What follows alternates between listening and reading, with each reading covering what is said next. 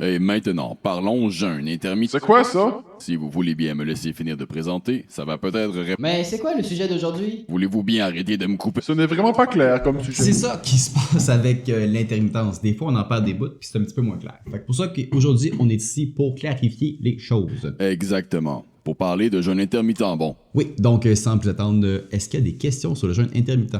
Oui, en fait, c'est quoi le jeûne intermittent?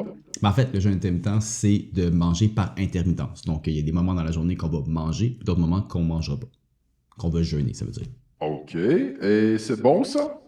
Ça dépend. Ah non, pas encore cette réponse. Disons que je reformule ma question. Quels sont les bénéfices potentiels d'une telle alimentation?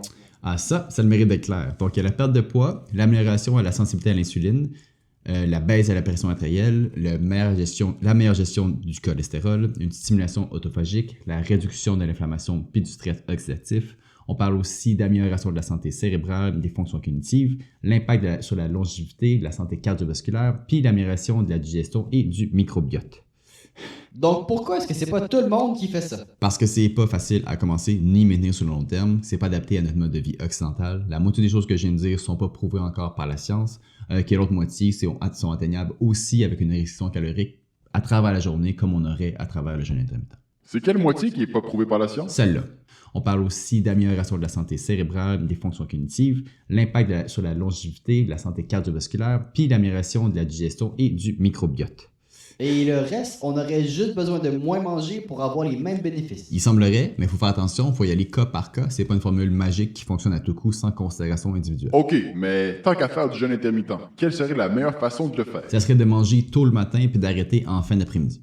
Ben pourquoi les gens jeûnent le matin alors? Parce que l'être humain, c'est un animal social qui socialise surtout le soir puis qui aime manger en le faisant. Puis aussi, il y a beaucoup de gens qui ne déjeunent juste pas à la base, donc ils transfèrent vers le jeûne intermittent parce qu'ils ont déjà l'habitude de ce qu'ils veulent déjeuner. Et pourquoi faudrait-il manger le matin? Parce que le corps est plus efficace à digérer plus tôt dans la journée, puis comme le principe du jeûne intermittent, c'est de donner un break au corps, puis que quand on dort la nuit, on donne déjà un break au corps, on doit se donner un break total, puis éviter la digestion en plus. Ok.